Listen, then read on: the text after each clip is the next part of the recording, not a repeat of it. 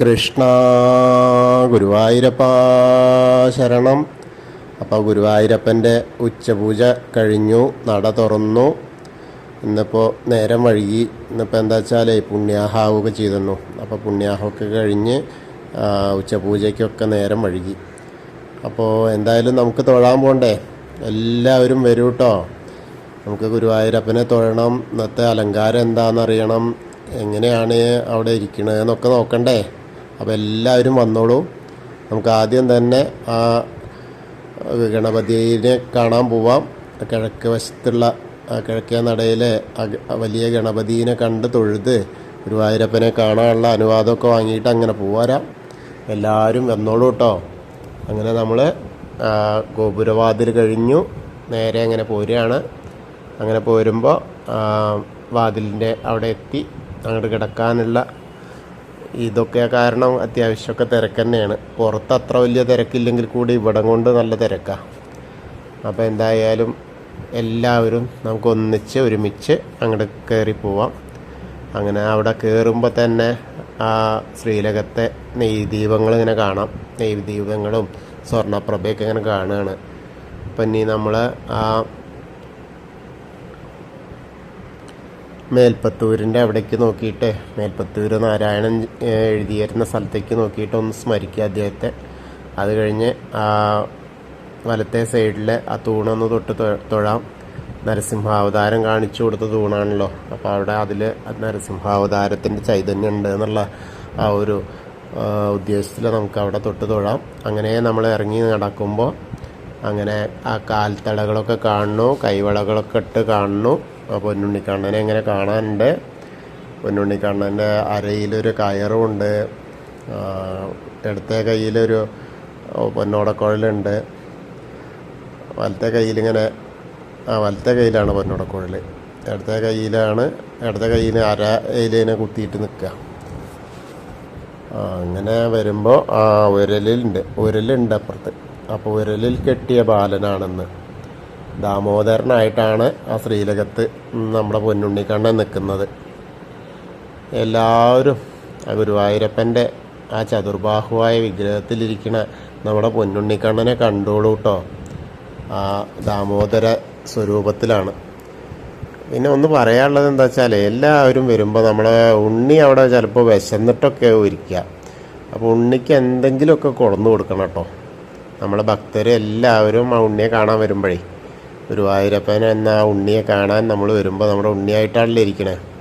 ഉണ്ണിക്ക് വെണ്ണയോ നെയ്യോ പീലിയോ എന്തെങ്കിലുമൊക്കെ കളിക്കാനുള്ള നമ്മൾ ഓരോ വീട്ടിലേക്ക് ചെല്ലുമ്പോഴും ചെറിയ കുട്ടികളൊക്കെ ഉണ്ടെങ്കിൽ നമ്മൾ എന്തെങ്കിലും കൊണ്ടേ കൊടുക്കില്ലേ.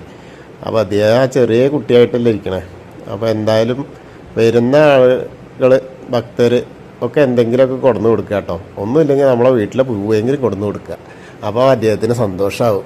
ഗുരുവായൂരപ്പൻ്റെ ആ പ്രതീകമായിട്ടിരിക്കണ പൊന്നുണ്ണീനെ കാണാൻ.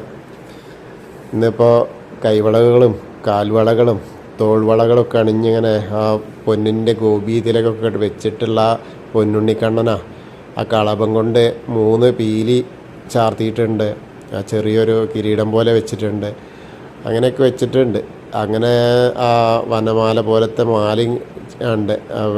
വെള്ളയും ചുവപ്പുമായിട്ടുള്ള ആ പൂക്കളുണ്ട്. 2 ഉണ്ടമാലകളുണ്ട്.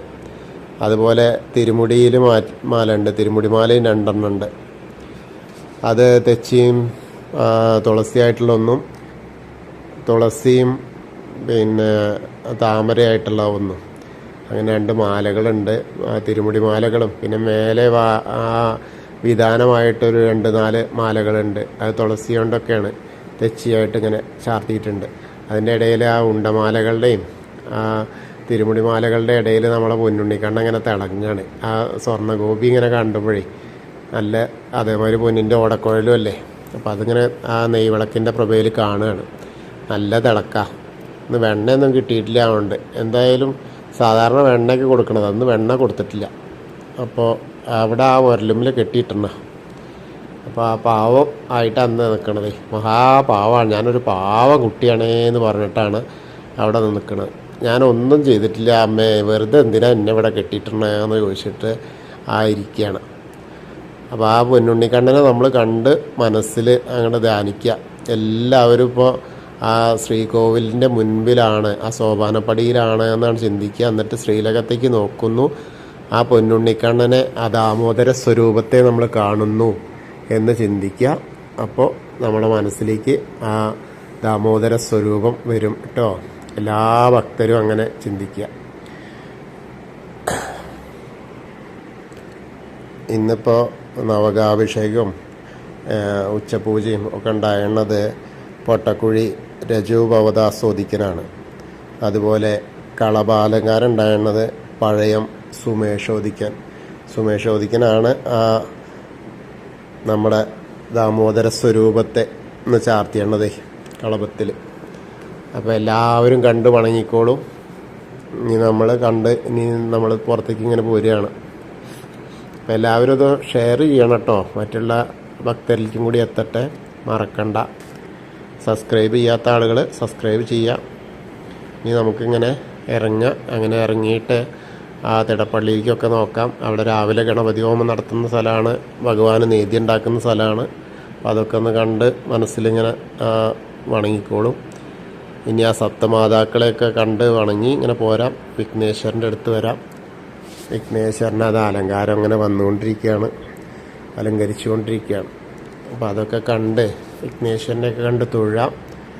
ഏകദന്തം മഹാകായം ദപ്തകാഞ്ചന സന്നിഭം ലംബോദരം വിശാലാക്ഷം വന്ദേഹം ഗണനായകം. എന്നിട്ട് തൊട്ട് കഴിഞ്ഞാൽ സരസ്വതി ദേവീനെ കാണാം. സരസ്വതി ദേവി അവിടെ അങ്ങനെ ആ ഫോട്ടോയിൽ നോക്കിയാൽ ആ കടാവളക്ക് കാണാം. സരസ്വതി നമസ്തുഭ്യം വരദേ കാമരൂപിണി വിദ്യാരംഭം കരിഷ്യാമി സിദ്ധിർഭവതു മേ സദാ. അങ്ങനെ വരുമ്പോൾ മേൽശാന്തിയുടെ റൂമിൽ മേൽശാന്തി ഉണ്ട്.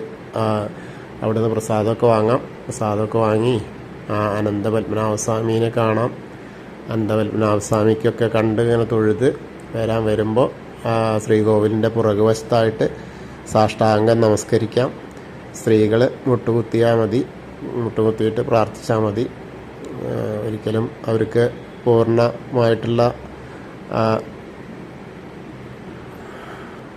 സാഷ്ടാംഗ നമസ്കാരം അവർക്ക് പറ്റില്ല. അപ്പോൾ എന്തായാലും അവർ അങ്ങനെ തൊഴുതിട്ട് വരിക. ഇനി നമ്മളങ്ങനെ വരുമ്പോൾ ആ തൂണിൻ്റെ മുകളിലേക്കൊക്കെ നോക്കിയാൽ ദശാവതാര വിഗ്രഹങ്ങൾ മുഴുവനായിട്ടും കാണാം. കൽക്കി, രാമ എല്ലാവരും കാണാം. അങ്ങനെ കണ്ട് നമ്മളെ കൃഷ്ണൻ്റെ അവിടെ കൃഷ്ണനും തുളസിപ്പൂവൊക്കെ ചാർത്തിയിട്ടുണ്ട്. അവിടെയും കണ്ട് വന്ന് ആ മുരുകനെ കാണാം. കോണിലാവുകൊണ്ട് അവിടേക്ക് അങ്ങോട്ട് കയറിപ്പോകാൻ പറ്റില്ല. അപ്പോൾ മുരുകനെ കണ്ട് തൊഴാം. അത് കഴിഞ്ഞ് ഹനുമാൻ സ്വാമിക്ക് വെറ്റിലമാലയും ഒക്കെ ചാർത്തിയിട്ടുള്ള കുങ്കുമം കുറച്ചേ ഉള്ളൂ, 4 എടുത്ത് തൊടാം. അങ്ങനെ തൊട്ട് നമ്മൾ ആ ഓവിൻ്റെ അവിടെ എത്തി. ഓവും കഴിഞ്ഞ് നേരെ ആ കൽപ്പക വൃക്ഷച്ചൂട്ടിൽ ഉള്ള നമ്മളെ താമരക്കണ്ണനെ കണ്ട് തൊഴാം. അത് കഴിഞ്ഞാൽ കിണറ്റിലേക്കൊന്ന് നോക്കാം. മണിക്കിണർ കണ്ട് വരാം. അടച്ചു വെച്ചിട്ട് ഒന്നാലും കാണാം. അത് കഴിഞ്ഞിട്ട് തിരിഞ്ഞു നോക്കിയാൽ നമ്മുടെ പൊന്നുണ്ണിക്കണ്ണൻ അവിടെ നൃത്തം ചവിട്ടുന്നു എന്നുള്ള ആ സങ്കല്പത്തിൽ നോക്കിയാൽ അവിടെ ആ വിളക്ക് ഇങ്ങനെ കത്തുന്ന കാണാം. അവിടുന്ന് നേരെ ആ കുറൂരമ്മേനെയും നന്ദഗോപരെയും വസുദേവരെയൊക്കെ കണ്ടിട്ട് ഇങ്ങനെ ഇറങ്ങിപ്പോരാം. അങ്ങനെ ആ വടക്കേ നടയിലൂടെ പുറത്തേക്ക് കിടന്ന പ്രസാദ കൗണ്ടറിൻ്റെ അവിടുന്ന് പ്രസാദമൊക്കെ വാങ്ങാം. അത് കഴിഞ്ഞ് നേരെ ഇങ്ങനെ വരുമ്പോൾ നമ്മുടെ ആ ഇടത്തരികത്ത് കാവിലെ അമ്മേനെ കണ്ടു തൊഴാം. അവിടെ വരിക. അപ്പം നല്ല വിശേഷമായിട്ട് അലങ്കരിച്ചിട്ടാണ് ഇരിക്കണത് ഇടത്തരികാവത്ത് കാവിലമ്മ. സർവമംഗളമാംഗല്യേ ശിവേ സർവാർത്ഥസാധികേ ശരണ്യേ ത്രയംബകേ ഗൗരി നാരായണി നമോസ്തുതേ. അങ്ങനെ കണ്ട് തൊഴുത് അങ്ങനെ പോരുമ്പോൾ ആ സൈഡിൽ വന്ന മമ്മിയൂരപ്പനെയും കണ്ട് തൊഴാം. നമശിവായ നമശിവായ നമശിവായ എന്ന് പറഞ്ഞിട്ട് മമ്മിയൂരപ്പനെ കണ്ട് തൊഴുത് ആ പഞ്ചാക്ഷരി ജപിച്ചാൽ മതി. അങ്ങനെ നേരെ അങ്ങനെ വരുമ്പോൾ ഒന്നുകൂടി നമുക്ക് ആ ശ്രീലകത്തിൻ്റെ അവിടേക്ക് നോക്കാൻ പറ്റുമോ നോക്കാം. കൊടിമരത്തിൻ്റെ അവിടെ വന്നാൽ കൊടിമരത്തിൻ്റെ അവിടെ കുറച്ച് ആൾക്കാരൊക്കെ ഉണ്ട്. എന്നാലും അതിൻ്റെ ഇടയിൽ കൂടെ നമുക്ക് തൊഴുത് ഒന്നുകൂടി നമ്മുടെ ആ ഉരലിൽ കെട്ടിയ ബാലനെ കണ്ട് തൊഴാം. അങ്ങനെ തൊഴുത് നമ്മൾ ആ കൂത്തമ്പലത്തിൻ്റെ അവിടെ വന്നു. കൂത്തമ്പലത്തിൻ്റെ അവിടെ വന്ന് നേരെ അവിടെയും തൊഴുതു. ഇനി അയ്യപ്പസ്വാമിയുടെ അവിടേക്ക് വരാം. അയ്യപ്പസ്വാമിയുടെ അവിടെ സ്വാമിമാരൊക്കെ ഉണ്ട്. ഇന്ന് ചില ദിവസങ്ങളിലാണ് സ്വാമിമാരൊക്കെ. അങ്ങനെ അയ്യപ്പസ്വാമിയുടെ അവിടെയും കണ്ട് തൊഴാം. അയ്യപ്പസ്വാമി അതാ വിഗ്രഹമൊക്കെ വെച്ചിട്ട്, അതായത് ഗോളകയൊക്കെ ഇറക്കിയിട്ടാണ്, നല്ല നന്നായിട്ടുള്ള അലങ്കാരമുണ്ട്. ആ ഒരു പട്ട് ഒക്കെ ചുറ്റിയിട്ടാണ്, ആ വെളുത്ത, അതായത് കോടിക്കളറുമുണ്ട് പട്ടാക്കിയിട്ട് ഒക്കെ ചുറ്റിയിട്ടുണ്ട്. അപ്പോൾ അയ്യപ്പസ്വാമിയെ കണ്ടു തൊഴാം.